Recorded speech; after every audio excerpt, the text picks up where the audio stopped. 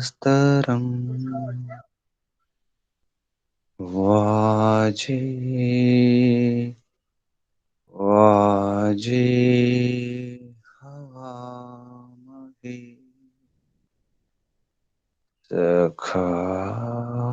सखाय इन्द्रमोदये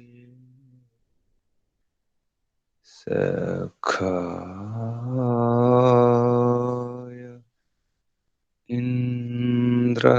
इन्द्रमोदये ॐ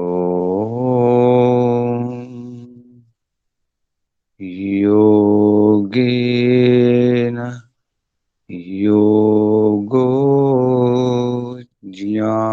ज्ञातव्यो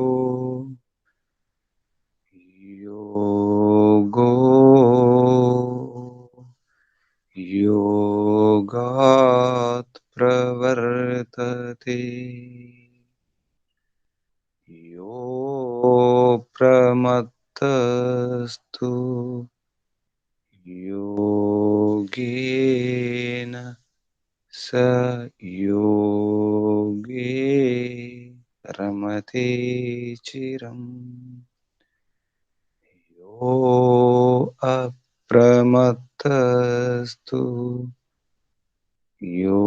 योगेन स योगे रमते चिरम् ॐ शान्ति शान्ति शान्तिः परमपिता परमात्मा शाश्वत पिता शाश्वत माता सर्वपिता सर्वमाता सदा रक्षक सर्वरक्षक त्वं हीना पिता वसो त्वं माता शतक्रतो बभूविता अधाते सुम्नमे महे मोक्षदाता परमपिता ओ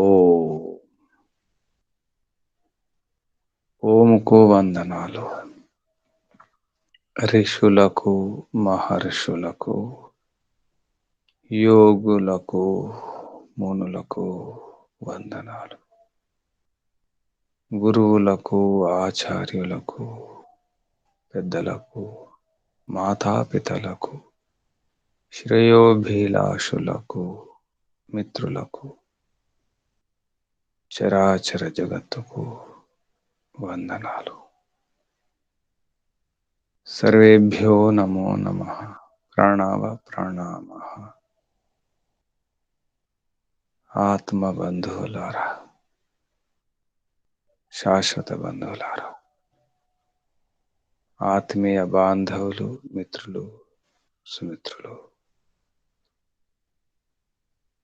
త్రివిధ దుఃఖ అత్యంత నివృత్తి అభిలాషులారా మోక్షార్థులారా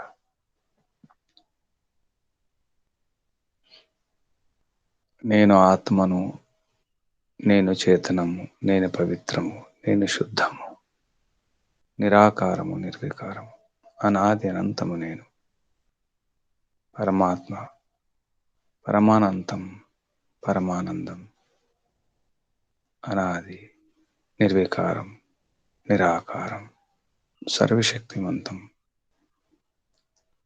సర్వజ్ఞం సర్వబీజం సర్వబీజం పరమిత పరమాత్మ సదాముక్తం పరమేశ్వరం పరాకాష్టం సర్వశక్తులకు చరమసీమ పరమశక్తి ఆదిశక్తి మూలశక్తి పరమాత్మ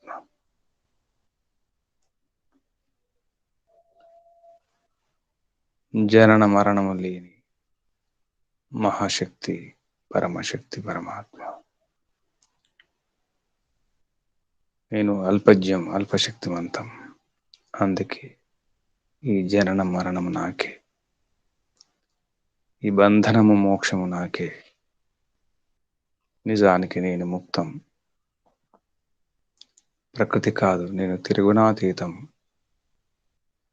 కానీ గుణాల ప్రభావం నాపైన ఉంటుంది.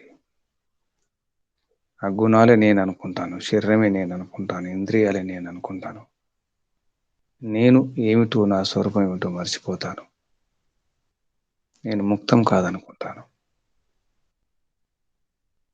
బంధనంలోనే ఇదే శాశ్వతం అనుకుంటాను. బంధనమే నా స్థితి.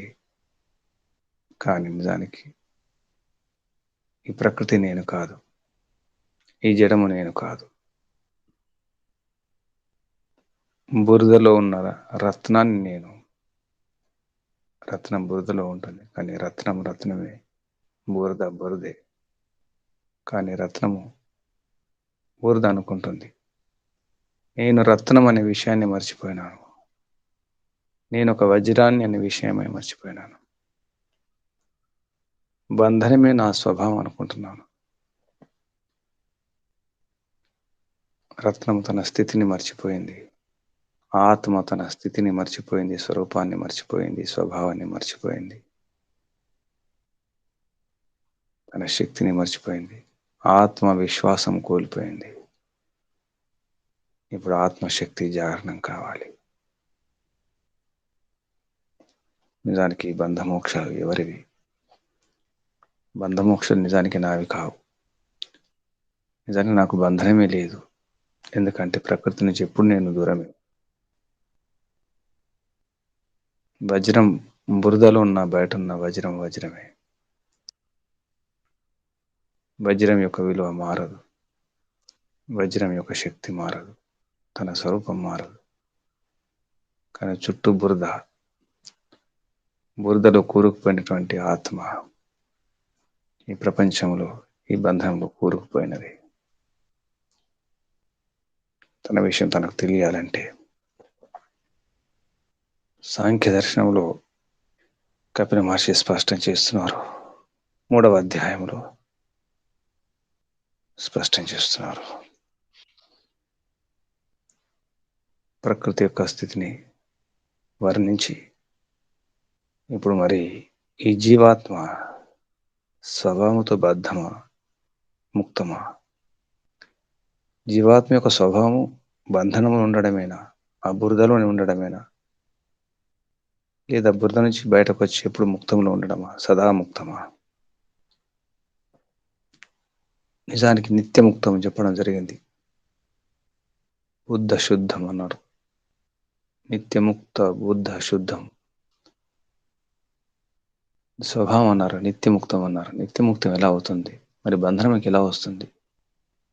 నిత్యముక్తం అయితే ఎప్పుడు ముక్తంలో ఉంటే ఈ బంధనం ఏమిటి? ఆ నిత్యముక్తం ఏమిటి? నిజానికి ఆత్మ నిత్యమే, చావు పుట్టుకలు లేదు,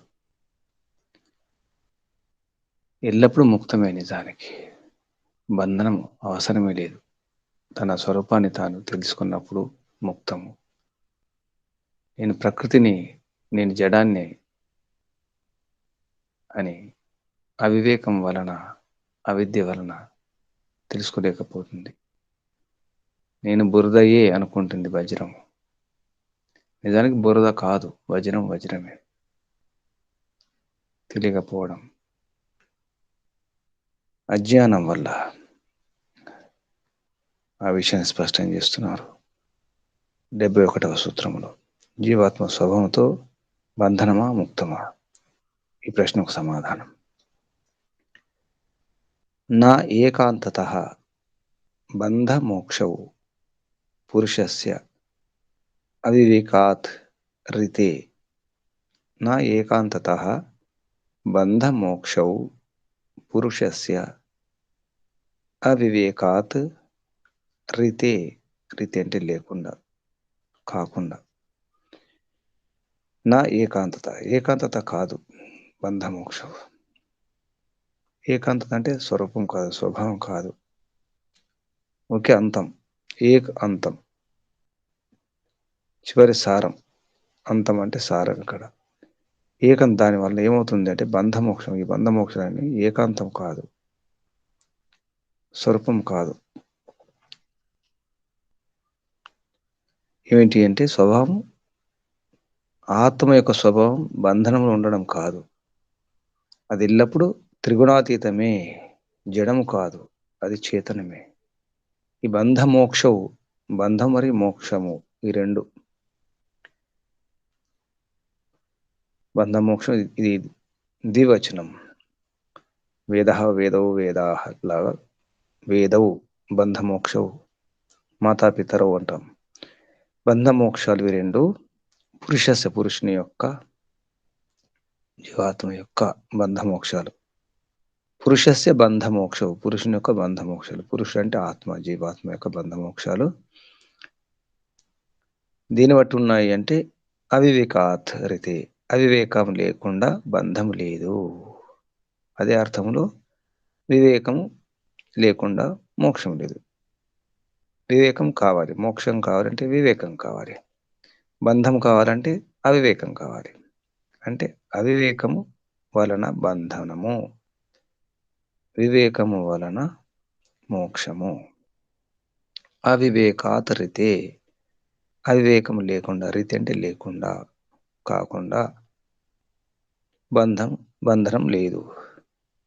అర్థపత్తితో వివేకము లేకుండా మోక్షం లేదు. మోక్షానికి వివేకం కావాలి, బంధనానికి అవివేకం కారణం.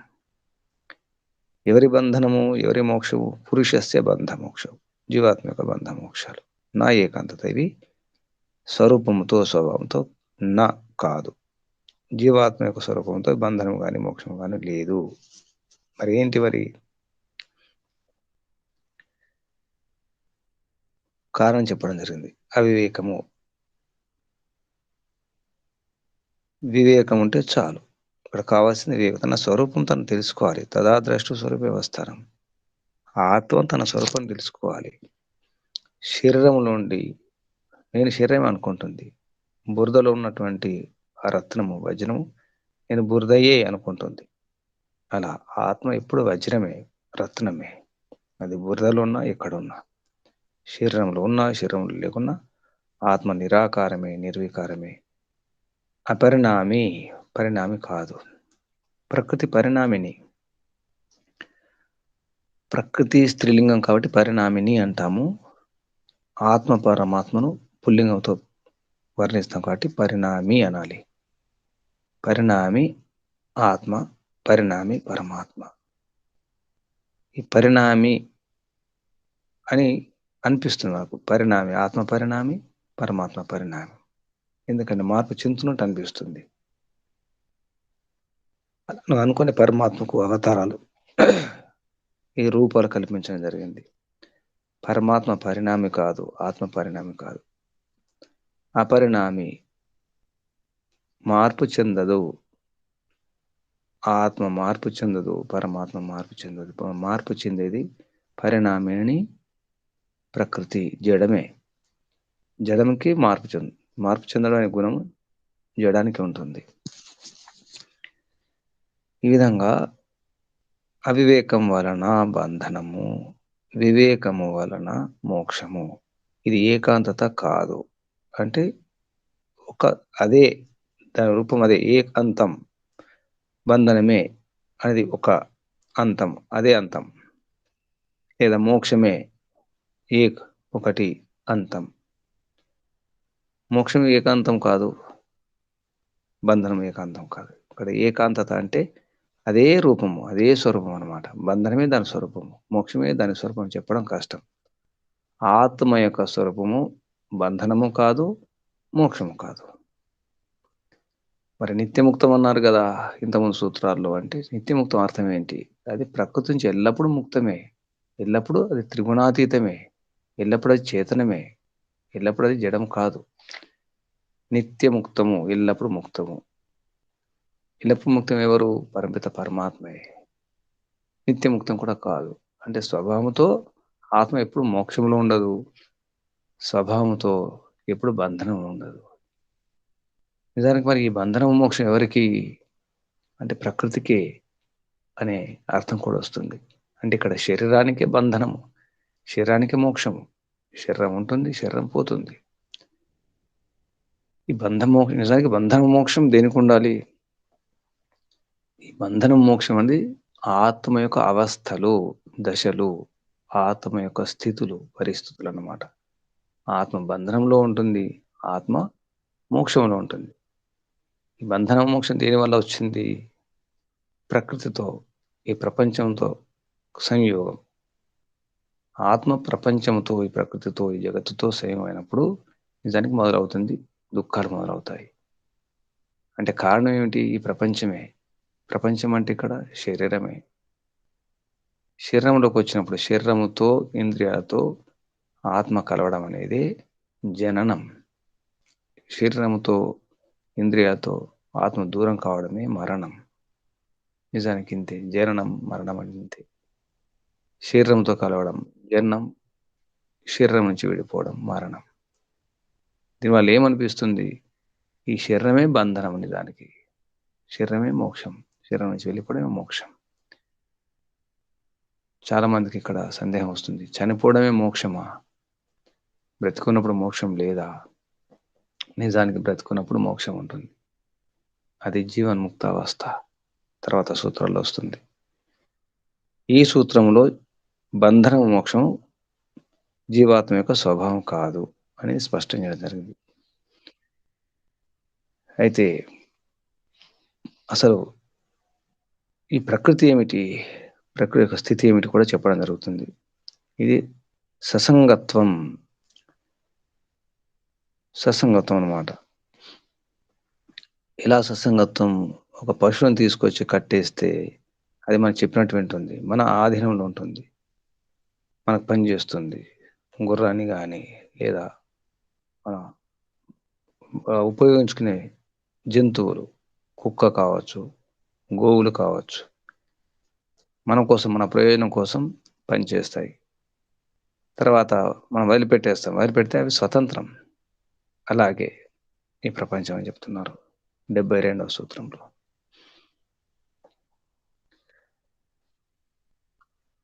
ప్రకృతే ఆంజస్యాత్ ససంగత్వాత్ పశువత్.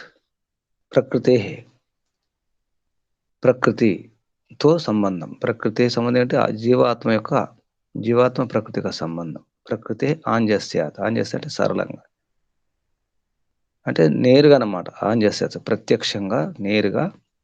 ససంగత్వాత్ ప్రకృతి యొక్క ఈ ససంగత్వం, సాంగత్యం, ససంగాత్యం, ఈ సాంగత్యం అవుతుందో అదే కారణం నిజానికి. అవివేక స్థితిలో సంయోగం జరుగుతుంది ప్రకృతితో ఆత్మకు. అజ్ఞానం వలన, మిథ్యాజ్ఞానం వలన ఆత్మ శరీరంలోకి వస్తుంది. శరీరంతో సంబంధం ఏర్పడుతుంది. ఇక్కడ ప్రకృతి అంటే మనకి ఇప్పుడు శరీరమే. ఇక్కడ ప్రకృతి అన్నారు. మన నిజానికి శరీరం అనుకోవాలి. శరీరస్య అని చెప్పాలి. శరీరస్య ఆంజస్యాత్. శరీరంలో జీవాత్మ రావడం అనేది అది ససంగత్వాత్. ఆ కారణంగా. ఉదాహరణ ఏమిటి? పశువత్, పశువులాగా అని చెప్పడం జరిగింది. పశువులకు ఏమవుతుంది? వివేక స్థితిలో సంయోగం దూరం అయిపోతుంది. అంటే ఈ బంధనం పోతుంది వివేక స్థితిలో. అవివేక స్థితిలో సంయోగం ఏర్పడుతుంది. అసలు కారణం అది. అందుకే తస్య హేతుర విద్య అన్నారు యోగ దర్శనంలో. అసలు హేతు, మూల హేతు అవిద్య. పశువులాగే. పశువును కట్టేస్తే మనకు పని చేస్తుంది, వదిలేస్తే స్వతంత్రంగా ఉంటుంది. అలాగే ఈ జీవాత్మను కట్టేయడం అంటే శరీరంలో పెట్టడం, శరీరంతో కట్టేయడం, సంయోగం ఏర్పడడం. పశువుతో పోల్చడం జరిగింది. అందుకే బంధనం కానీ మోక్షం కానీ కేవలం వివేకము, అవివేకమే కారణము అని ఆ 71 సూత్రానికి అనుకూలంగానే ఈ సూత్రం చెప్పడం జరిగింది. అసలు కారణం అవివేకము బంధనానికి. మోక్షానికి కారణము వివేకము. సాంఖ్యకారికలు కూడా స్పష్టం చేయడం జరిగింది. తస్మాత్ నా బధ్యతే నాపి ముచ్యతే నాపి సంసరతి కశ్చిత్. సంసరతి బధ్యతే ముచ్యతే చ నానాశ్రయ ప్రకృతి.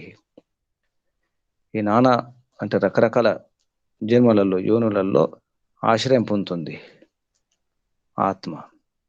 సంసరణం జరుగుతుంది. సంసరణ అంటే ఒక శరీరం నుంచి మరో శరీరం, ఒక జన్మ నుంచి మరో శరీరంలో సంసరణం. సంసరతి బధ్యతే ముచ్యతే. 3 స్థితులు.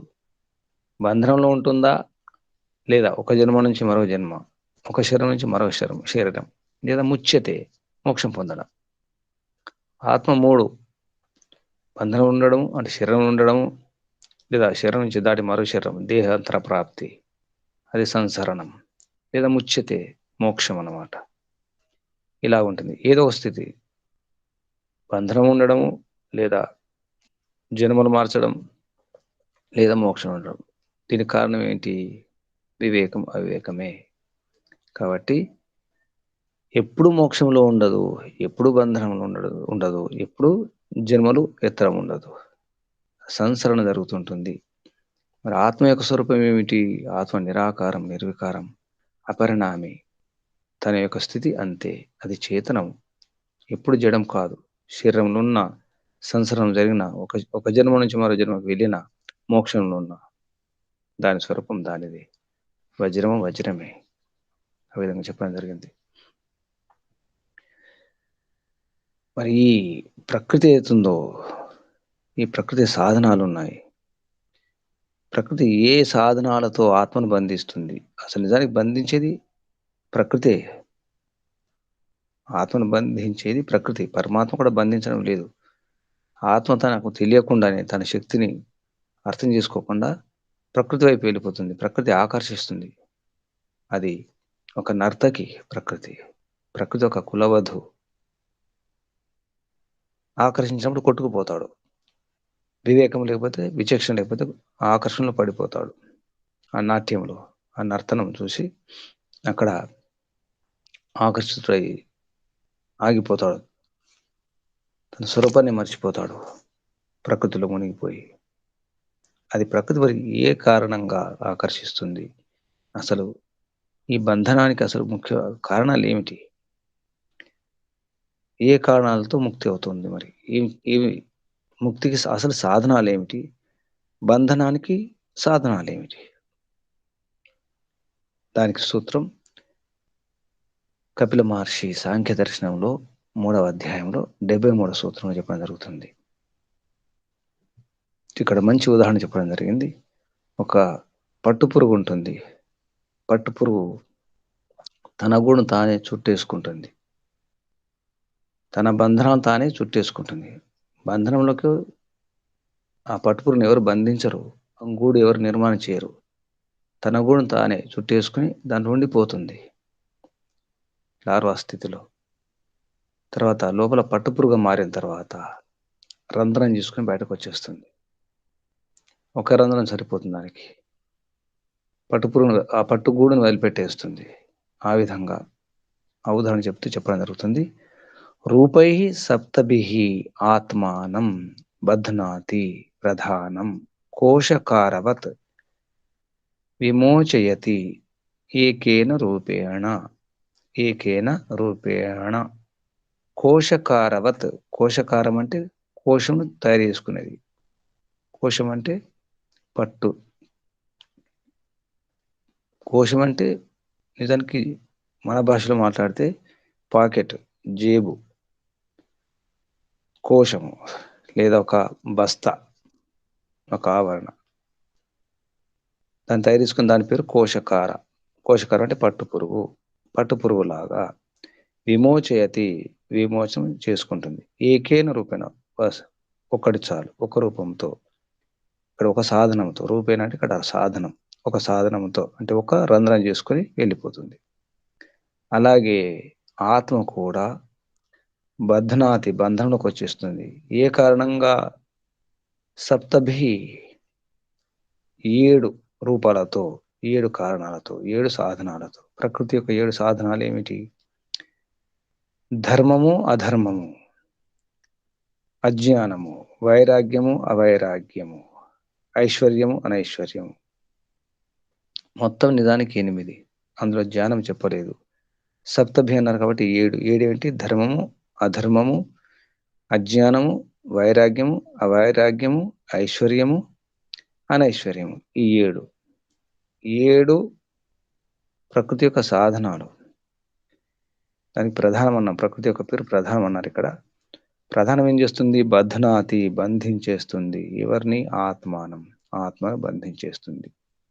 బధ్నాతి ఏకేన రూపేణ, ఒక రూపముతో, ఒక సాధనంతో విమోచయతి, విమోచన చేస్తుంది, మోక్షం లభిస్తుంది. ఆ ఒక సాధనం ఏమిటి? అది జ్ఞానము. ధర్మము అధర్మము, జ్ఞానము అజ్ఞానము, వైరాగ్యం అవైరాగ్యము, ఐశ్వర్యము అనైశ్వర్యము. ఈ 4 జంటలు. ధర్మ అధర్మాలు, జ్ఞాన అజ్ఞానాలు, వైరాగ్యం అవైరాగ్యాలు, ఐశ్వర్యం అనైశ్వర్యం. ఈ 8 ఒకటి మాత్రం మోక్షాన్ని ఇస్తుంది. అది జ్ఞానం. జ్ఞానాత్ ముక్తి. సూత్రం చెప్పుకున్నాము. జ్ఞానాత్ ముక్తి. జ్ఞానం వలన, తత్వజ్ఞానాత్, యథార్థ జ్ఞానాత్, దానివల్ల మోక్షం లభిస్తుంది. ఈ ధర్మము అధర్మము, అజ్ఞానము, వైరాగ్యము, ఐవైరాగ్యము, ఐశ్వర్యము అనైశ్వర్యం, ఈ 7 కూడా బంధించేస్తాయి. కానీ మనకు విచిత్రం అనిపిస్తుంది. ధర్మము కూడా బంధించేస్తుంది, వైరాగ్యం బంధించేస్తుంది, అవైరాగ్యం బంధించేస్తుంది, ఐశ్వర్యము అనైశ్వర్యం అన్ని కూడా బంధించేస్తాయి. దీని గురించి మళ్ళీ స్పష్టం చేస్తారు. ఇక్కడ ఈ సూత్రంలో ప్రకృతి యొక్క ఈ 7 సాధనాలతో ఆత్మ బంధనంలోకి వచ్చేస్తుంది. ఒక సాధనం ఉంది, అది జ్ఞానం. దానితో మోక్షం లభిస్తుంది. రూపై సప్తభి ఆత్మానం. సప్తభి 7 ద్వారా, 7 రూపాల ద్వారా. సప్తభి తృతీయ విభక్తి బహువచనం. రూపై తృతీయ విభక్తి బహువచనం. సప్తభి రూపై అని చెప్పేసి మనం కలుపుకుంటే సప్తభి 7 రూపాల ద్వారా, 7 రూపాల చేత. 7 రూపాలు ఏంటి? 7 సాధనాలు ఇక్కడ. అవి రూపాలుగా చెప్పడం జరిగింది. ప్రకృతి యొక్క అవి. బధ్నాతి ప్రధానం, ప్రధానం బంధనం చేస్తుంది. ఎవరిని? ఆత్మానం, ఆత్మను. కోశకారవత్, పట్టు పురుగులాగా. పట్టు పురుగు చుట్టుకున్న తర్వాత అంటే అర్థం ఏమిటి? ఈ ప్రపంచంలో ఎవరికి వారే చుట్టేసుకుంటున్నారు. కాళ్ళను, చేతులను, నడుమును, మెడను కట్టేసుకుంటున్నారు. తాళ్ళతో బిగించేసుకుంటున్నారు. ఎవరికి వారే బంధనంలోకి వచ్చేస్తున్నారు. ఆ 7 తాళ్ళు, ఒక తాడు ధర్మము, మరొక తాడు అధర్మము, మరొకటి 3వది అజ్ఞానము, 4 వైరాగ్యము, 5 అవైరాగ్యము, 6 ఐశ్వర్యము, 7 అనైశ్వర్యమైన తాళ్లతో బంధించేసుకుంటారు.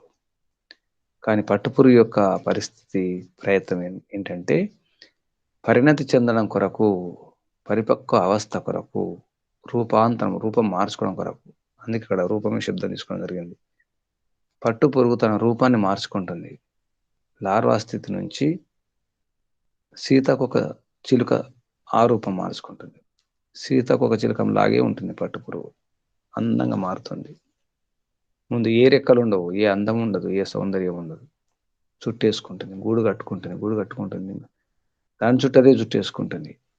చివరికి పరిణతి చెందిన తర్వాత ఆ పట్టు పురుగు సీతాకొక చిలుక, అందమైన సీతాకొక చిలుక మారిన తర్వాత రంధ్రం చేసుకుని బయటకు వచ్చేస్తుంది. ఆ పట్టుగూడిని వదిలిపెట్టేస్తుంది. ఎటువంటి కనికరం లేకుండా, ఎటువంటి సంకోచం లేకుండా గూడును వదిలిపెట్టేస్తుంది పట్టుపురుగు. అలాగే జీవుడు కూడా, ఈ ఆత్మ కూడా తన బంధనం తానే చుట్టేసుకుంటున్నాడు, కట్టేసుకుంటున్నాడు. చుట్టేసుకుని ఒక ప్రయోజనం ఉండాలి, ఉద్దేశం ఉండాలి. పరిణతి చెందడం కొరకు చుట్టేసుకుంటే మంచిది. పరిణతి కొరకు, సాధన కొరకు ఒక వ్యవస్థ అవసరం, ఒక గూడు అవసరం, ఒక గృహం అవసరం, ఒక కుటుంబం అవసరం, లేదా ఒక ఆశ్రమం అవసరం. అది గృహమా, గుహన, ఏదో ఒక వసతులు, వనరులు, సదుపాయాలు అవసరం. శరీరంలో ఉండడం తప్పదు. శరీరానికి ఆహారం, నీరు అవసరం, వస్త్రాలు అవసరం, దుస్తులు అవసరం, నీడ అవసరం, సాధనాలు అవసరం, రక్షణ అవసరం. ఈ రక్షణ అవసరాలు, వనరులు, సాధనాలన్నీ సమకూర్చుకొని పరిణతి చెందాలి. సాధన చేస్తుండాలి. లోపల పట్టుపురుగు తన లోపలే, బయట కనిపించదు. ఆ గూడులోనే ఉంటుంది, పట్టుగూడులోనే ఉంటుంది, పట్టుకుంటుంది, పట్టుకొనే ఉంటుంది. దాని పేరే పట్టు పురుగు, పట్టుగూడు. ఆ పట్టు చాలా గట్టి పట్టు. పట్టేసుకుంటుంది, పట్టుకుంటుంది. అలాగే మనం కూడా పట్టుకుంటాం, పట్టేసుకుంటాం. కానీ చివరికి ఆ పట్టులోనే ఉండకూడదు. ఆ గూడులోనే ఉండకూడదు. ఆ గృహంలోనే ఉండకూడదు. ఆ గుహలోనే ఉండకూడదు. ఆ ఆశ్రమంలోనే ఉండకూడదు. ఆ నీడలో ఉండకూడదు. పరిణతి చెందాలి. అందంగా మారాలి. ఆనందంగా మారాలి. ఆనందం కోసం అందాలను పొంది అద్భుతమైనటువంటి విశాల ఆకాశంలో ఎగిరిపోతుంది పట్టుపురుగు. హాయిగా, స్వేచ్ఛగా, స్వతంత్రంగా, విచ్చలవిడిగా, ఈ ఆటంకం లేకుండా, ఈ అడ్డంకు లేకుండా హాయిగా కలిసిపోతుంది ఆకాశంలో. అలాగే ఆత్మ కూడా అంతే. స్వేచ్ఛగా, స్వేచ్ఛ విహంగంలాగా విహరించాలంటే, అంటే మోక్షం పొందాలంటే ముందు పరిణతి చెందాలి. పట్టు గూడును కట్టుకోండి. పట్టుపురుగుగా మారండి. అందమైన సీతాకోక చిలుకగా మారి బయటకు రండి. కానీ ఆ రంధ్రం చేసుకునేది ఎవరు? ఎవరికి వారే. పట్టుపురుగు తన గూటిని తానే పొడుచుకుంటుంది. ఛేదిచ్చేస్తుంది. అన్ని బంధనాలను ఛేదించేసి, ఛిద్రం చేసుకొని, హాయిగా అన్ని చింతలు వదిలిపెట్టేసి బయటకొచ్చేస్తుంది. నా ఇల్లు, నా గూడనే మోహం లేదు. ఆ మోహమే బంధనానికి కారణం. మోహమే శోకానికి కారణము, దుఃఖానికి కారణం. ఇది ఒక పట్టుపురుగు అర్థమైతే చాలు. పట్టుపురుగులాగానే జీవించాలి. పరిణతి చెందాలి. పరిపక్వం కావాలి. జ్ఞాన విజ్ఞానం పెంచుకోవాలి. సరైన జ్ఞాన విజ్ఞానంతో, వివేకంతో, పరిపూర్ణ వివేక జ్ఞానంతో బయటకు వచ్చేసేయాలి. ఏ మోహం లేకుండా బయటకు రావాలి. పట్టుపూరు కూడా చాలా అందమైంది. అది గట్టి గూడు కూడా. ఆ పట్టుగూలతోనే పట్టు వస్త్రాలు నేసుకుంటారు. పట్టు దారాలు చాలా గట్టి దారాలు ఉంటాయి. ఆ పట్టు దారాలు తెగనే తెగవు. అంత గట్టి బంధనాలు ఉంటాయి. ఎంత గట్టి బంధనాలనైనా లోపలున్న పట్టు పురుగు ఛేదించేస్తుంది, పొడి చేస్తుంది, రంధ్రం చేసుకుని బయటకు వచ్చేస్తుంది. కానీ మనం ఆ పట్టుపురుగు గనక ఆ గూటిలోనే ఉన్నట్టయితే అది చనిపోతుంది. దాని అందం కానీ దాని ప్రయత్నం అంతా వ్యర్థమవుతుంది. కానీ మనం ఆ గూటిలోనే, ఆ గృహంలోనే, ఆ కుటుంబంలోనే అక్కడే ఉండాలనుకుంటాం. కుళ్ళిపోతాం. చివరికి మన స్థితి, మన పరిస్థితి అక్కడే ఆగిపోతుంది. సమాప్తం. గ్రహానికి సమాప్తం కాదు మన జీవితం, మన ప్రయత్నం. పట్టుపురుగులాగా మారాలి. హాయిగా విహరించాలి. ఆ పట్టుపురుగు ప్రపంచంలో హాయిగా విహరిస్తున్నప్పుడు చూసేవారు కూడా అందమే, ఆనందమే, తృప్తి అనిపిస్తుంది. అందమైన ఆ రెక్కలు సీతా సీతాకోకచిలుక కంటే పెద్ద ఆకారం. ఎంత అందంగా ఉంటుందో పట్టుపురుగు. అలాగే మన జీవితం కూడా అలాగ ఉండాలి. చూసేవారికి, వినేవారికి, మన గురించి తెలుసుకునే వారికి ఆనందం, తృప్తి అనిపించాలి. దాని కొరకే జీవించాలి. మౌనంగానే ఉంటుంది పట్టుపురుగు పట్టుగూటిలో. కానీ పరిణతి చెందుతుంది. సాధన చేస్తుంది. ధ్యానం చేస్తుంది. సమాధి పొందుతుంది. స్వరూపాన్ని తెలుసుకుంటుంది. బయటకు వచ్చేస్తుంది. సమాధి పొంది బయటకు వస్తుంది. సమాధి స్థితిలో ఉండడానికి పట్టుగూడు అవసరం.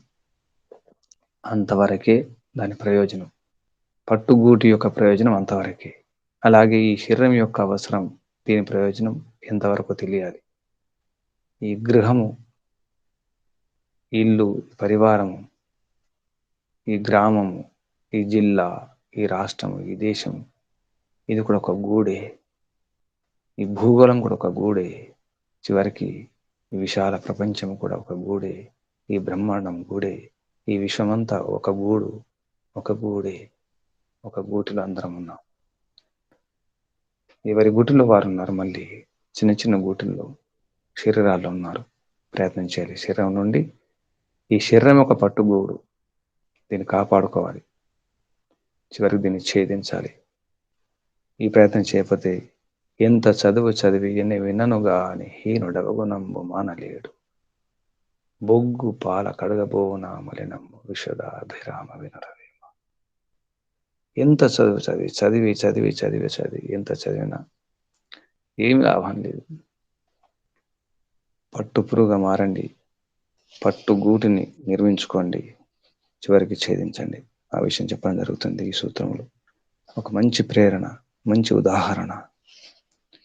రూపై సప్తభి ఆత్మానం బధ్నాతి ప్రధానం కోశకారవత్ విమోచయతి ఏకేన రూపేణ. ఒక్క రూపంతో, ఒక సాధనంతో. ఆ సాధనం జ్ఞానం. జ్ఞానం అనే సాధనంతో, జ్ఞానం అనే ఆయుధంతో, అస్త్రంతో బంధనాన్ని పటాపంచలు చేసుకొని ఆత్మ మోక్షం పొందుతుంది. మరి ఈ ధర్మము ఆచరించకూడదా? సరే, అధర్మం ఆచరించకూడదు, ధర్మాన్ని కూడా ఆచరించకూడదా? అజ్ఞానం అవసరం లేదు, వైరాగ్యం అవసరం లేదా? అవైరాగ్యం ఉండకూడదు, వైరాగ్యం అయితే అవసరం కదా. ఐశ్వర్యం అవసరం, అనైశ్వర్యం, ఇవన్నీ ఏమిటి? దానికి సమాధానం చెప్తున్నారు. ఇవన్నీ అవసరమే, కానీ ఎంతవరకు? సాధన చేసేటప్పుడు అవసరం. సాధన కొరకు మాత్రమే ధర్మం. ధర్మాన్ని ఆచరిస్తున్నాం, అది అభ్యాసం కొరకు ధర్మాన్ని ధర్మాచరణ అంటాం. ఆచరించేటప్పుడు ధర్మం కావాలి, అధర్మం అవసరం లేదు. వైరాగ్యం కూడా కావాలి. వైరాగ్యం ఎంతవరకు? సమాధి పొందే వరకు. సమాధి పొందే వరకే ధర్మాచరణ, సమాధి పొందే వరకే ఐశ్వర్యం. ఈ అధర్మము, అజ్ఞానము, అవైరాగ్యము, అనైశ్వర్యం అవసరం లేదు. అధర్మము, అజ్ఞానము, అవైరాగ్యము, అనైశ్వర్యం, ఈ నాలుగైతే సందేహం లేదు. కానీ ధర్మం ఆచరించకూడదా? వైరాగ్యం అవసరం లేదా? ఐశ్వర్యం అవసరం లేదా అనిపిస్తుంది. దానికి సమాధానంగా నిమిత్తత్వం అవివేకస్య ఇది నా దృష్టహాని. నిమిత్తమేవి అవివేకస్య, అవివేకం యొక్క నిమిత్తాలు, కారణాలు ఇవి. ఎందుకంటే సమాధి పొందే వరకు ప్రయత్నం చేయాలి.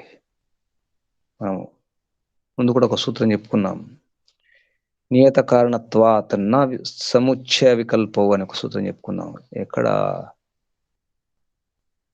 ఒక సూత్రం వచ్చింది మనకు, నిమిత్త 3వ అధ్యాయంలో, కాదు, మొదటి అధ్యాయంలో 36వ సూత్రం.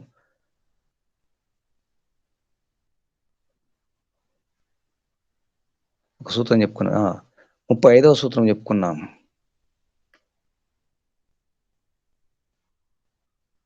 నియత కాక 3వ అధ్యాయంలోనే 25వ సూత్రం చెప్పుకున్నాం. నియత కారణత్వాతన సముచ్చయ వికల్పవు.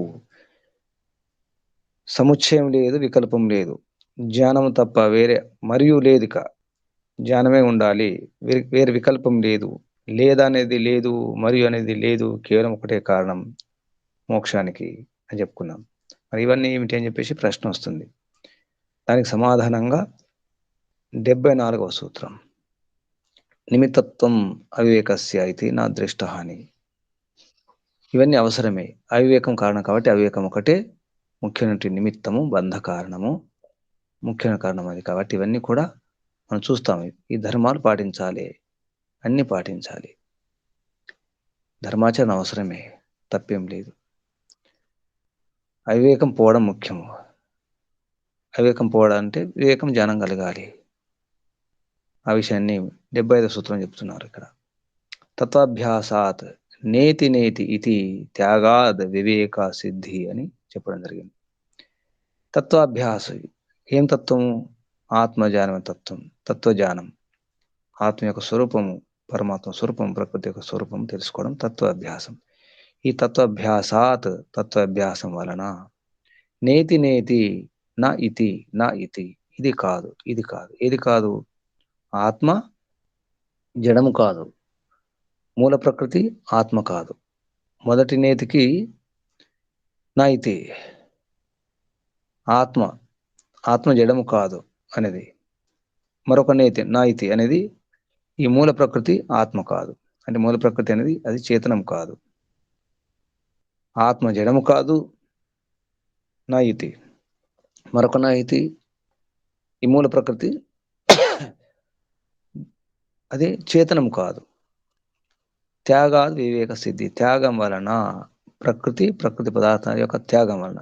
ప్రకృతిని వదిలిపెట్టేసేయాలి, ప్రాకృతిక పదార్థాలను కూడా వదిలిపెట్టడం వలన వివేక సిద్ధి, వివేకం సిద్ధిస్తుంది. మనకు బృహదారణ్యక ఉపనిషత్తులో కూడా ఇటువంటి వాక్యాలు వస్తాయి. అథాత ఆదేశ నేతి నేతి నహి యతస్మాదితి నా అత్యంతత పరమస్తి స ఏష నైతి నైతి. ఇది కాదు, ఇది కాదు, ఆత్మ జడము కాదు, ప్రకృతి చేతనం కాదు, ఇది కాదు, ఇది కాదు అని చెప్పడం జరిగింది. తత్వాభ్యాస నా ఇతి, తత్వాభ్యాసం వల్లనే నా ఇతి అని తెలుస్తుంది. త్యాగం, వాటిని త్యాగం చేస్తే ఏం త్యాగం చేయాలి? ఆత్మ జడము కాదు, ప్రకృతి చేతనం కాదు అనే విషయాలు అర్థం చేసుకొని ఈ ప్రకృతిని, ప్రాకృతిక పదార్థాలను వదిలిపెట్టాలి, త్యాగం చేయాలి. అప్పుడు వివేక సిద్ధి, వివేకం సిద్ధిస్తుంది. లేకపోతే మరొక మార్గం లేదు.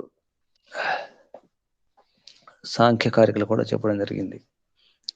ఏవం తత్వాభ్యాసాత్ నాస్మి నమే నహం ఇతి అపరిశేషం అవిపర్యాత్ విశుద్ధం. అవిపర్యం అంటే వివేకం, విపర్యం అంటే అవిద్య, అవిపర్యం అంటే విద్య. వివేకాన్ని అవిపర్యం శబ్దం చెప్పడం జరిగింది. అవిపర్యాత్ విశుద్ధం కేవలం ఉత్పద్యతే జ్ఞానం. జ్ఞానం ఉత్పన్నమవుతుంది విశుద్ధంగా ఉన్నప్పుడు. అంటే అవిపర్యాత్, అవిద్య పోయినప్పుడు జ్ఞానం ఉత్పన్నమవుతుంది. తేన నివృత్త ప్రసవాం అర్థవశాత్ సప్తరూప వినిర్వృత్తాం ప్రకృతిం పశ్యతి పురుషః ప్రేక్షకవత్ అవస్థితః స్వస్థః. ప్రేక్షకుండా చూడాల్సి వస్తుంది, తటస్థంగా ఉండాల్సి వస్తుంది. ఈ ధర్మాధర్మాలు ఇవన్నీ కూడా పాటిస్తూ చూస్తూ వీటి యొక్క ధర్మం ఏమిటి, అధర్మం ఏంటి అర్థం చేసుకోవాలి. అసలు కారణం ధర్మం అధర్మం అంటే పుణ్యం పాపమే, పుణ్యం పాపమే జన్మ రావడం కారణం. కాబట్టి వివేకం పొందండి, పట్టు పురుగుగా మారండి అని చెప్తున్నారు. ఉపదేశాలు చాలా వింటున్నాము, ఎందరో ఉపదేశాలు వింటారు, ఎన్నెన్నో ఉపదేశాలు వింటారు. మరి ఉపదేశాలు విన్నప్పుడు అందరికీ సమాన జ్ఞానం కలగాలి కదా, వివేకం లభించాలి కదా. వివేక సిద్ధి అన్నారు, త్యాగాత్ వివేక సిద్ధి అన్నారు. ఈ ప్రకృతిని, ప్రాకృతిక పదార్థాలను వదిలిపెడితే ఇన్ని ఉపదేశాలు వింటున్నాము, ఇన్ని ప్రసంగాలు వింటున్నాం, ప్రవచనాలు వింటున్నాం, మరి అందరికీ వివేకం కలుగుతుందా? ఎందుకు కలగడం లేదని సందేహం వస్తుంది, ప్రశ్న. దానికి సమాధానంగా 76వ సూత్రం. అధికారి ప్రవేదాన్న నియమ. అధికారి ప్రవేదాత్ అంటే అధికారం, అందరికి సమాన అధికారం ఉండదు, సమాన యోగ్యత సామర్థ్యం ఉండదు. ఆ కారణంగా ఆ భేదం, ఈ ప్రభేదాలు ఉన్నాయి, మంచి భేదాలు. వీటి కారణంగా నా నియమం లేదు. ఒకేసారి అందరికి వివేకం కలగాలి, అందరికి మోక్షం కలగాలి నియమం లేదు. ఇదే అర్థాన్ని ఇచ్చే సూత్రం మనం ఇక్కడ చెప్పుకున్నాం. ఇది ప్రథమ అధ్యాయంలో 35వ సూత్రం చెప్పుకున్నాం. అధికారి త్రైవిధ్యాత్ నా నియమ, అదే అర్థం. అధికారి త్రైవిధ్యాత్ నా నియమ. ఇక్కడ అధికారి ప్రభేదాత్ నా నియమ. సమానమైనటువంటి సామర్థ్యం ఉండదు కాబట్టి అందరికి ఒకేసారి లభించదు. దానికి కాల నియమం లేదు. ఇంతసేపు, ఇన్ని సంవత్సరాలు, ఇన్ని జన్మలు సాధన చేస్తే మోక్షం లభిస్తుంది అనే నియమం లేదు. నా కాల నియమో వామదేవవత్, కాల నియమం లేదు. సంఖ్యదర్శనం 4వ అధ్యాయంలో రాబోతుంది సూత్రం అది. నా కాల నియమో వామదేవవత్. 99 ఏళ్ళు జీవించి కూడా చివరి క్షణంలో కూడా మోక్షం పొందవచ్చు, అర్థమైతే, సరైన బోధ జరిగితే, వివేకం కలిగితే ఆ విధంగా చెప్పడం జరుగుతుంది. అయితే వివేకం కలిగింది, వివేకం కలగగానే మోక్షం ఎందుకు లభించదు? నాలో ఉన్నటువంటి అవివేకం పోయింది, అజ్ఞానం పోయింది, వెంటనే శరీరం పోవాలి, అవసరం లేదు. శరీరం ఉండడం ఎందుకు? వివేకం పోయిన తర్వాత ఇంకా శరీరాన్ని మళ్ళీ ఇవన్నీ చేయాలి, అన్నీ అనుభవించాలి కదా. సుఖ దుఃఖాలు అనుభవించాలి, ఆకలి దప్పికలు నిద్ర ఇవన్నీ అనుభవించాలి. అజ్ఞానం పోయింది, అవివేకం పోయింది, వివేకం కలిగింది, మోక్షం లభించాలి, శరీరం ఎందుకు ఉండాలి అనే ప్రశ్న వస్తుంది. ఇంకెందుకు భోగించాలి, ఈ భోగాలు అవసరం లేదనిపిస్తుంది. దానికి 77వ సూత్రం చెప్పడం జరిగింది. బాధిత అనువృత్త్యా మధ్య వివేకతో అపి ఉపభోగ. మధ్య వివేకత అంటే వివేక అవస్థ, ఇక్కడ మధ్య వివేకం యొక్క అవస్థ స్థితి అనమాట. వివేక స్థితిలో అపి అంటే కూడా, వివేక స్థితిలో కూడా ఉన్నప్పుడు బాధిత అనువృత్త్యా బాధిత కర్మలు ఉంటాయి. బాధ పెట్టే కర్మ ఏంటి? ఆకలి దప్పికలు అటువంటివన్నీ ఉంటాయి. కొన్ని కష్టాలు ఉంటాయి. అవి అనువృత్తి ద్వారా అవి రిపీట్ అవుతుంటాయి, మళ్ళీ మళ్ళీ వస్తుంటాయి. ఉపభోగ అంటే భోగించడం జరుగుతూ ఉంటుంది. ఇంకా భోగించాలి. ఎందుకు భోగించాలి? వివేకజ్ఞానం కలిగింది. వివేకజ్ఞానం ఒక అగ్నిలో అన్ని సమస్త బాధకాలు సంచిత కర్మలన్నీ అయిపోయినాయి. సంచిత కర్మలు ఏమి లేవు, కానీ ఎప్పుడైతే అనుభవిస్తున్న కర్మలు ఉంటాయో ఇవన్నీ కూడా ఉండాల్సి వస్తుంది. సుఖ దుఃఖాలు, ఈ ఆకలి దప్పికలు, నిద్ర, ఇవన్నీ కూడా ఉంటాయి. ఇవన్నీ నడుస్తూ ఉంటాయి. కొన్ని భోగించే అవస్థలు ఉంటాయండి. ఉపభోగం అవస్థలు మధ్యలో ఉంటాయి. ఎలా ఉంటుందంటే, ఒక ఫ్యాన్ ఆన్ చేసినప్పుడు ఫ్యాన్ తిరుగుతుంటుంది. ఫ్యాన్ కట్టేసినా కానీ ఫ్యాన్ తిరుగుతుంటుంది. అలా అన్నమాట. మధ్యలో ఏదైతే జరుగుతున్నాయో అవి మాత్రం నడుస్తుంటాయి. ఆ ఫ్యాన్ యొక్క కొద్దిసేపు తిరిగి ఫ్యాన్ ఆగిపోతుంది. దాని యొక్క స్థితి ఉంటుంది. ఫ్యాన్ స్విచ్ ఆఫ్ చేసినా ఫ్యాన్ తిరుగుతుంది. అలాగే వివేక జ్ఞానం కలిగినప్పుడు కూడా వెంటనే మోక్షం లభించదు. ఇవన్నీ అనుభవించాల్సి వస్తుంది. అందుకే వెంటనే శరీరం వదిలిపెట్టడం జరగదు. ఇంకా ఈ ప్రారంధ కర్మ అంటే ప్రారంభించిన కర్మలు ఉంటాయి. సంచిత కర్మలు అయిపోయినాయి, దగ్ధ బీజం అయిపోయినాయి. ప్రారంభించిన కర్మలు అవి పూర్తి చేసుకున్న తర్వాత పోవాల్సి వస్తుంది. ఈ మధ్యస్థితి అనమాట. ఇక్కడ బంధనం కాదు, అక్కడ మోక్షం కాదు. ఆ స్థితిని ఏమంటారు అంటే జీవన్ముక్తశ్చ అని చెప్పడం జరిగింది 78వ సూత్రంలో. జీవన్ముక్తశ్చ, దాని పేరు జీవన్ముక్తి. ఇటు పూర్తి బంధనం కాదు, అక్కడ మోక్షం కాదు. శరీరంలోనే ఉంటాము, కానీ ఏది అంటకుండా ఉంటాము. ఈ సుఖ దుఃఖాలు, ఈ శోకాలు, ఇవన్నీ కూడా, ఈ హర్షం, ఇదంతా కూడా మనకు ఏం ప్రభావితం చేయకుండా ఉండాలి.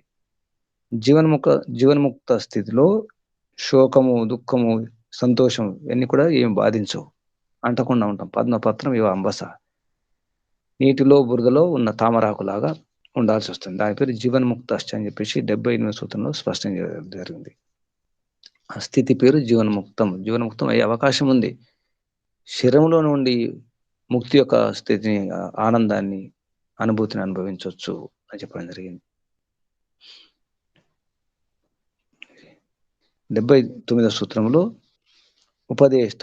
ఈ ఉపదేశం దేని కొరకు? ఆత్మజ్ఞానం. జీవన్ముక్తి సిద్ధిస్తుందా అని ఒకటి విషయం వచ్చింది ఇక్కడ. జీవన్ముక్తి ఎలా అవుతుంది? ఇప్పుడు జీవన్ముక్తి గురించి మాట్లాడుతున్నారంటే ఉపదేష్టత్వాత్ తత్సిద్ధి. ఉపదేశించేవాడు ఉండాలి, ఉపదేశం తీసుకునేవాడు కూడా ఉండాలి. సరైన ఉపదేశం ఉండాలి, సరైన ఉపదేశకుడు ఉండాలి, ఉపదేశాన్ని గ్రహించేవాడు ఉండాలి, అంటే జిజ్ఞాస ఉండాలి. అప్పుడు ఇది లభిస్తుంది. దాన్ని ఆచరించేవాడు కావాలి. ఉపదేష్టత్వాత్ అంటే ఆ ఉపదేశం ఇచ్చే తనము, ఆ గుణం. ఉపదేష్ట ఉన్నప్పుడు ఆత్మజ్ఞాని, అది కూడా ఆత్మజ్ఞానం పొందినటువంటి ఉపదేష్ట ఉండాలి. ఉపదేశకుడు ఆత్మజ్ఞానం కొరకు తెలుసుకునే జిజ్ఞాస ఉండాలి. ఆ ఉపదేశం తీసుకునే వాడు. ఉపదేశ్యం అంటే ఇక్కడ జిజ్ఞాస అంటే ఉపదేశం గ్రహించేవాడు. ఉపదేష్ట అంటే ఉపదేశం ఇచ్చేవాడు ఉపదేశకుడు ఉన్నప్పుడు తత్సిద్ధి అయితే జీవన్ముక్తం అనే సిద్ధి లభిస్తుంది. తత్సిద్ధి అంటే ఇక్కడ తత్ జీవన్ముక్త స్థితి. జీవన్ముక్తం కావడానికి సరైన ఉపదేశం ఉండాలి, తీసుకునేవాడు కూడా సరిగా ఆచరించాలి, అర్థం చేసుకోవాలి. అప్పుడు జీవన్ముక్తి. దీని గురించి వేదాల్లో కూడా చెప్పడం జరిగింది.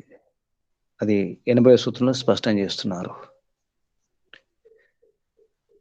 అతి మృత్యుమేతి నాణ్యపంథ విద్యతే అని చెప్పేసి యజుర్వేదంలో మంత్రం మనకు తెలుసది.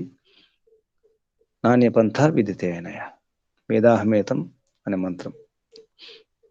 ఈ విధంగా ఉపనిషత్తులు కూడా చాలా సందర్భాలు వచ్చినటువంటి ఉపనిషత్తులు ఉన్నాయి.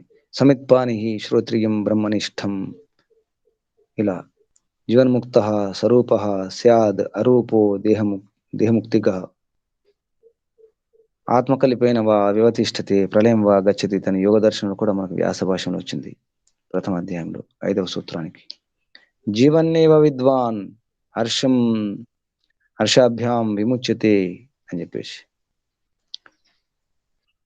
లేకపోతే ఇక్కడ విషయం ఏంటంటే, సరే జీవన్ముక్తం అయినారు, జీవన్ముక్తమైన తర్వాత అది ఉండడం అవసరమా? ఆత్మజాని ఉపదేష్ట జీవన్ముక్తం కాకుండా ఉంటే హాని ఏమిటి? జీవన్ముక్తం కాకపోతే లేదా జీవన్ముక్తమైనటువంటి వాళ్ళు వెంటనే చనిపోతే ఆత్మజ్ఞానం కలిగిన తర్వాత ఆ ఆత్మజ్ఞాని వివేకం కలిగిన తర్వాత వెంటనే చనిపోవడం జరిగింది అనుకోండి, శరీరం లేదు, అప్పుడు ఏం జరుగుతుంది? ఎంత హాని అంటే ఇతరథ అంధ పరంపర మొదలవుతుంది. ఇతరథ లేకపోతే జీవన్ముక్తమైన తర్వాత ఆత్మజ్ఞానం కలిగిన వారు బతికి ఉండాలి కొన్ని రోజులు, లేకపోతే ఏం జరుగుతుంది? అంతా అంధకారమే, అజ్ఞానమే మొదలవుతుంది, అంధ పరంపర మొదలవుతుంది. జరుగుతుంది అదే ఇప్పుడు ప్రపంచంలో. ఆత్మజ్ఞానం పొందిన వారు లేకపోవడం వలన, సరైన ఉపదేశకులు లేకపోవడం వల్ల, ఆ ఉపదేశం గ్రహించేవారు జిజ్ఞాసు లేకపోవడం వల్ల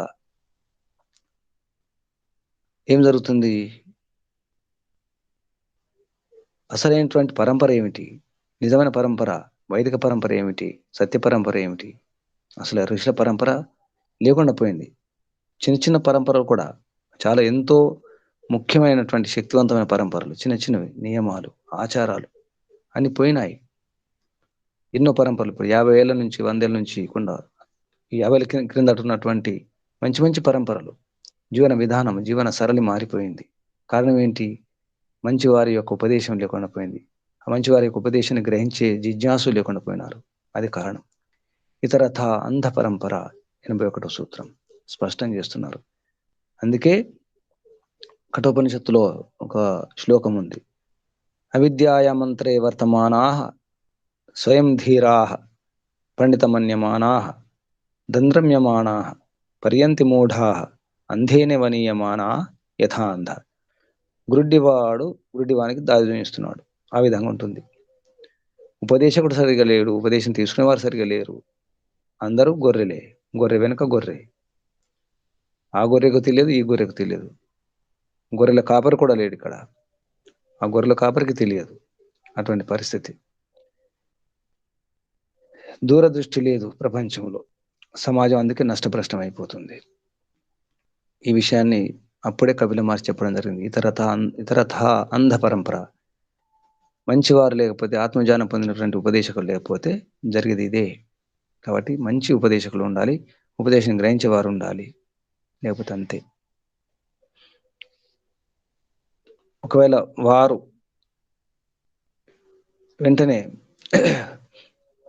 వివేకజ్ఞానం కలగగానే వాళ్ళ కర్మలు అయితే నష్టమవుతాయో, ఈ బంధనాన్ని కలిగించే కర్మలు కానీ, జ్ఞానం కానీ అజ్ఞానం పోయిన తర్వాత ఈ శరీరం ఇంకా ఉంటుంది. నిజానికి వెంటనే శరీరం పోదు, వెంటనే మరణం లభించదు.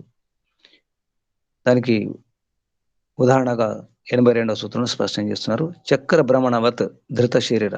ఇప్పుడు ఏదైతే శరీరం ఉందో, ఈ ధరించినటువంటి శరీరం, ఈ జీవన్ముక్తమైన శరీరం అయితే ఉంటుందో, ఇక్కడ ధృత శరీరం అంటే జీవన్ముక్తమైన శరీరం. శరీరం ఉంది, అన్ని స్పష్టంగా తెలిసిపోయినాయి. ఆ శరీరం చక్ర భ్రమణవత్, కుమరివాడు ఆ చక్రాన్ని తిప్పుతుంటాడు, కర్రతో తిప్పి వదిలేస్తాడు, చక్రం తిరుగుతూనే ఉంటుంది. తిప్పడం వదిలిపెట్టిన తర్వాత కూడా, కర్రతో తిప్పడం వదిలిపెట్టిన తర్వాత కూడా ఆ చక్రం తిరుగుతూనే ఉంటుంది. లేదా మనకు వాహనం, బండిని వేగం నడిపిస్తాం, ఎక్సిలేటర్ వదిలేస్తాం, అయినా బండి వేగంగా ముందుకెళ్తుంది. అది సైకిల్ కావచ్చు, స్కూటర్ కావచ్చు, బైక్ కావచ్చు. మనం ఏం ఎక్సిలేటర్ ఇవ్వడం లేదు, నడిపించండి, అయినా ముందుకు ఆ వేగం ముందుకు వెళ్తుంది. అలాగే ఫ్యాన్ కూడా అంతే. ఫ్యాన్ వేస్తాం, స్విచ్ ఆఫ్ చేస్తాం, స్విచ్ ఆఫ్ అయిన తర్వాత కూడా ఫ్యాన్ తిరుగుతూనే ఉంటుంది.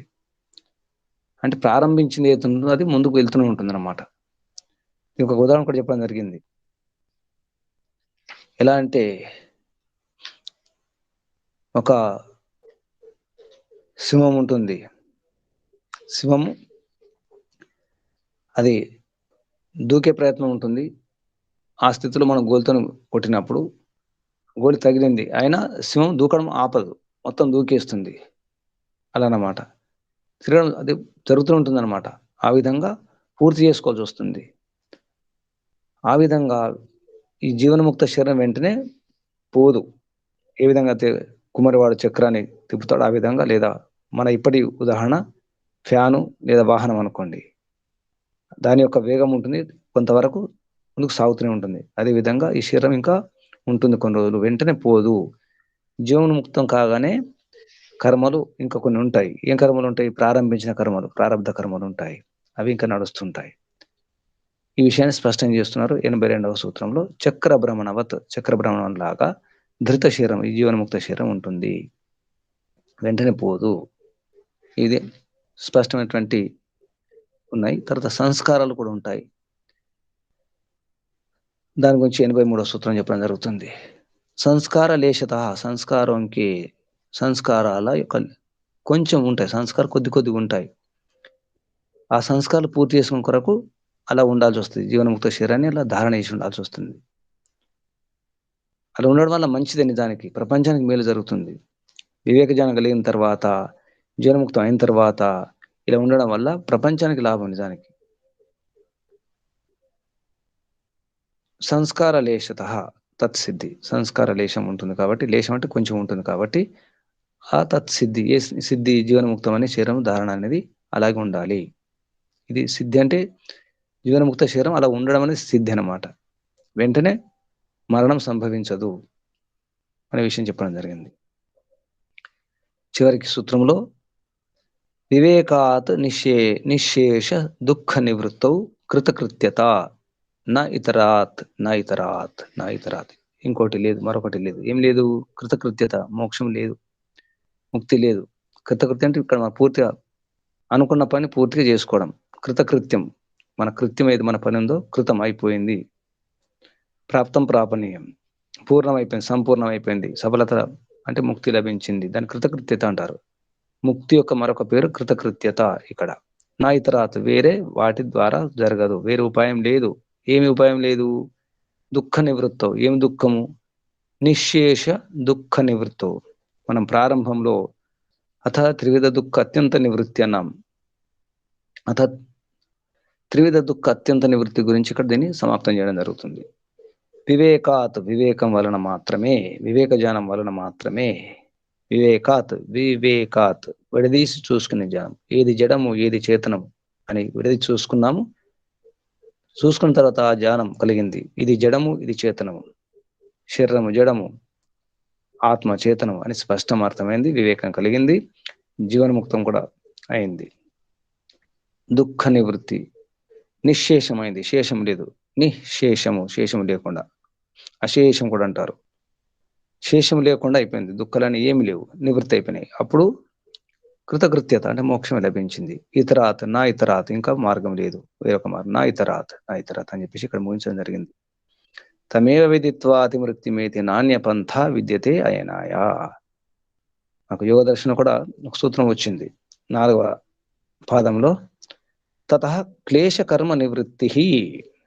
తతః సమాధి పొందడం, దగ్ధ బీజం అయిపోయింది, అంత అయిపోయిన తర్వాత క్లేశ కర్మలని కూడా నివృత్తి అయిపోయినాయి అని యోగ దర్శనం చెప్పుకున్నాం. తతః అంటే మోక్ష స్థితిలో అంత అయిపోయిన తర్వాత కేవలం దుఃఖాలను కూడా నివృత్తం అయిపోయినాయి. బ్రహ్మానందమే లభించింది. సుఖలాభ అలాభావాద్ అపురుషార్థత్వం ఇది చేతన దైవిధ్యాత్ అని సాంఖ్యకారికలో చెప్పడం జరిగింది. సాంఖ్య దర్శనం కూడా 6వ అధ్యాయంలో వచ్చింది మాట ఇది సూత్రం. ఈ సుఖాలు, ఈ లాభం, సుఖప్రాప్తి గురించి అంటే చివరికి మోక్షం కొరకు పూర్ణ పురుషార్థం చేసి దుఃఖాలను కూడా నిశ్శేష దుఃఖ నివృత్తి, అదే అత్యంత దుఃఖ నివృత్తి కలుగుతుంది. వివేకాత్, వివేకం వలన లభిస్తుంది. కృతకృత్యత, మోక్షం లభిస్తుంది. నా ఇతరాత్ మరొక మార్గం వలన కాదు, మరొకటి లేనే లేదు. ఆనందం బ్రహ్మాణో విద్వాన్ అవిభేతి కుతశ్చన తమేవ విద్వాన్ అవిభామరి మృత్యు అకామో ధీరో అని చెప్పేసి ఒక మంత్రం ఉంది. అందులో తమేవ విద్వాన్, భగవంతుని తెలుసుకునే మాత్రమే నా బిభేతి మృత్యు, మరణ భయం ఉండదు, మోక్షమే అని చెప్తే ఇక్కడ 3వ అధ్యాయాన్ని ముగించడం జరిగింది. కపిల మహర్షి చాలా చక్కగా మొదటి సూత్రానికి సమాధానం 3వ అధ్యాయంలో చివరి సూత్రం ద్వారా ముగించడం జరిగింది. నిజానికి సాంఖ్య దర్శనం యొక్క అసలు సారం ఇంతే. తర్వాత 4వ అధ్యాయంలో కొన్ని కథానికల ద్వారా, ఆఖ్యాయికల ద్వారా అసలు వివేక జ్ఞానం యొక్క సాధనల గురించి, ఎలా వివేక జ్ఞానం పొందాలి, దానికి సాధనలు ఏమిటి, అనుకూల పరిస్థితులు ఎలా మార్చుకోవాలి, ఎలా జీవించాలి, ఎలా వ్యవహరించాలనే విషయాన్ని 4వ అధ్యాయంలో చెప్పడం జరుగుతుంది. 5వ అధ్యాయంలో ఇతర సిద్ధాంతాల గురించి, పరపక్షుల గురించి, చివరికి 6వ అధ్యాయం సారం వచ్చేస్తుంది. అసలు సారం 3వ అధ్యాయం వరకు పూర్తి అయినట్టు. సాంఖ్య దర్శనం యొక్క చెప్పాలనుకున్న విషయాలు మొదటి సూత్రం దానికి సమాధానం కూడా వచ్చేసింది. వివేకాత్ నిశేష దుఃఖ నివృత్తౌ కృతకృత్యత నాయితరాత్. 2 సార్లు నాయితరాత్ అంటే ఈ అధ్యాయం ముగిసింది అని సంకేతం అన్నమాట. ఈ విధంగా మనం 3వ అధ్యాయాన్ని ఈరోజు ముగించుకున్నాం. పరంపిత పరమాత్మకు, ముఖ్యంగా కపిల మహర్షికి ధన్యవాదాలు. అందరికీ ధన్యవాదాలు. ఓం శం. శాంతి శాంతి శాంతి. శాంతి పాఠం. ఓం.